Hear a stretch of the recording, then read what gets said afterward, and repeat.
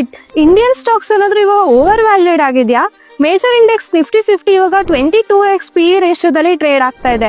ಹಾಗೆ 3.63x price to book ರೇಷಿಯೋದಲ್ಲಿ ಇದೆ. But PE ರೇಷಿಯೋದ graph ನೋಡಿದ್ರೆ ಆಕ್ಚುಲಿ ಕೋವಿಡ್ ಮುಂಚೆಗಿಂತ ಕೆಳಗಿದೆ, ಅಂದ್ರೆ ಆಲ್ಮೋಸ್ಟ್ ಮಧ್ಯಮದಲ್ಲಿದೆ. ಅಂದ್ರೆ ನಿಜವಾಗ್ಲೂ ಸ್ಟಾಕ್ಸ್ ಓವರ್ ವ್ಯಾಲ್ಯೂಡಾ?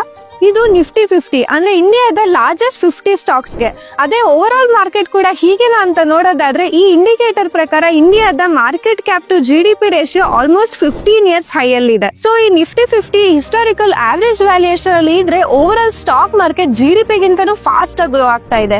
ಎಕ್ಸ್ಪರ್ಟ್ಸ್ ಪ್ರಕಾರ ಎಷ್ಟೊಂದು ಇಂಡಿಯನ್ ಸೆಕ್ಟರ್ಸ್ ಇವಾಗ ಓವರ್ ವ್ಯಾಲ್ಯೂಡ್ ಇದೆ. ವರ್ಲ್ಡ್ಸ್ ಲಾರ್ಜೆಸ್ಟ್ ಮಾರ್ಕೆಟ್ ಗೆ ಕಂಪೇರ್ ಮಾಡಿದ್ರೆ ಬಫೆಟ್ ಇಂಡಿಕೇಟರ್ಸ್ ಪ್ರಕಾರ Indian markets almost US market ಗೆ ಹೋಲಿಕೆ ಮಾಡಿದ್ರೆ ತಕ್ಕ ಮಟ್ಟಿಗೆ ಮೌಲ್ಯಯುತವಾಗಿದೆ. US market cap to GDP ratio almost 200% ಗಿಂತನೂ ಜಾಸ್ತಿ ಇದೆ. ನಿಮ್ಗೆ ಅನ್ಸುತ್ತೆ ಯಾವ ಇಂಡಿಯನ್ ಸ್ಟಾಕ್ ಇವಾಗ ಜಾಸ್ತಿ ಓವರ್ ವ್ಯಾಲ್ಯೂಡ್ ಇದೆ, ಹಾಗೆ ಜಾಸ್ತಿ ಅಂಡರ್ ವ್ಯಾಲ್ಯೂಡ್ ಇದೆ ಅಂತ?